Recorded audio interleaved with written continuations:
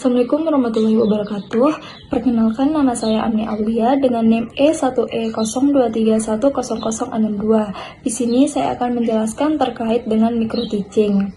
Menurut Koper dan Allen tahun 1971 dalam buku Microteaching Model Tadaluring yang ditulis oleh Dr. Arif Miboy SAG MPD mendefinisikan bahwa microteaching adalah suatu pengajaran yang dilakukan dalam waktu dan jumlah peserta didik yang terbatas, yaitu selama 5-20 menit dengan jumlah mahasiswa sebanyak 3-10 orang. Sedangkan microteaching menurut Dodet A. Setiawan 2010 dalam buku yang sama mendefinisikan bahwa microteaching adalah model pelatihan praktik mengajar dalam lingkup terbatas untuk mengembangkan keterampilan dasar mengajar yang dilakukan secara terisolasi dan dalam situasi yang disederhanakan atau dikecilkan. Dari kedua pendapat para ahli tersebut dapat disimpulkan bahwa microteaching itu adalah kegiatan latihan praktik pengajar yang dilakukan dalam situasi pengajaran yang disederhanakan atau terbatas, baik itu dalam segi waktu maupun jumlah peserta didiknya.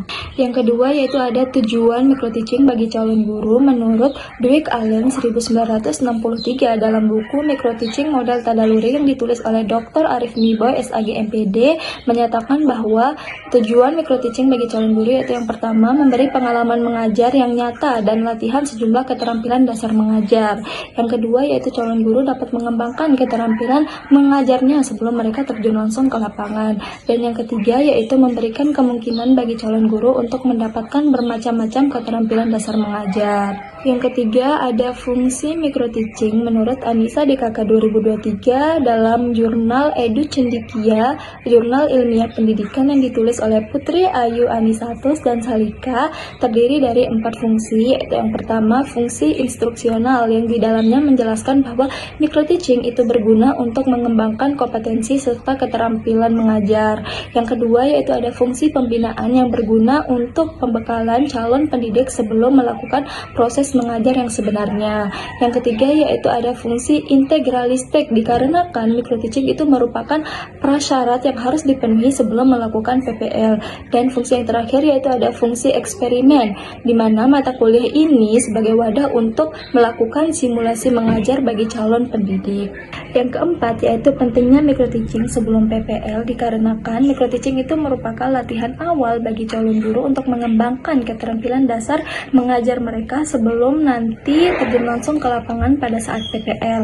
Melalui microteaching, calon guru itu dapat belajar atau berlatih bagaimana cara membuka pembelajaran yang menyenangkan, bagaimana cara menjelaskan materi yang mudah dipahami oleh siswa, terus mendapatkan umpan balik, memperbaiki kekurangan pada saat mengajar, serta dapat meningkatkan kepercayaan diri calon guru tersebut sehingga nantinya ia akan lebih siap dalam menghadapi pembelajaran di kelas pada saat PPL. Risiko jika calon guru itu tidak mengikuti microteaching yaitu bisa saja guru itu kurang siap dalam mengajar di kelas, baik itu dalam menjelaskan materi, mengelola kelas, menentukan metode pengajaran yang sesuai dengan karakteristik siswa, ataupun mungkin nanti dia itu tidak mempunyai kepercayaan diri pada saat mengajar di kelas karena dia tidak mempunyai pengalaman mengajar sebelumnya. Menurut saya, keterampilan yang paling menantang yaitu keterampilan dalam menjelaskan materi dan mengelola kelas, karena seperti yang kita ketahui, seorang guru itu harus mampu menjelaskan materi kepada siswanya dengan bahasa yang jelas dan mudah dipahami. Selain itu juga seorang guru itu harus mampu mengelola kelas karena karakteristik masing-masing siswa itu berbeda. Jadi seorang guru itu harus mampu menentukan metode atau strategi yang tepat agar kelas tersebut tetap kondusif.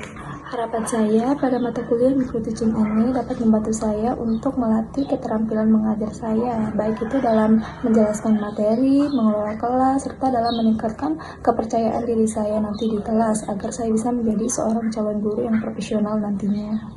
Sekian materi dari saya terkait dengan penjelasan mengenai microteaching. Kurang lebihnya saya mohon maaf. Assalamualaikum warahmatullahi wabarakatuh.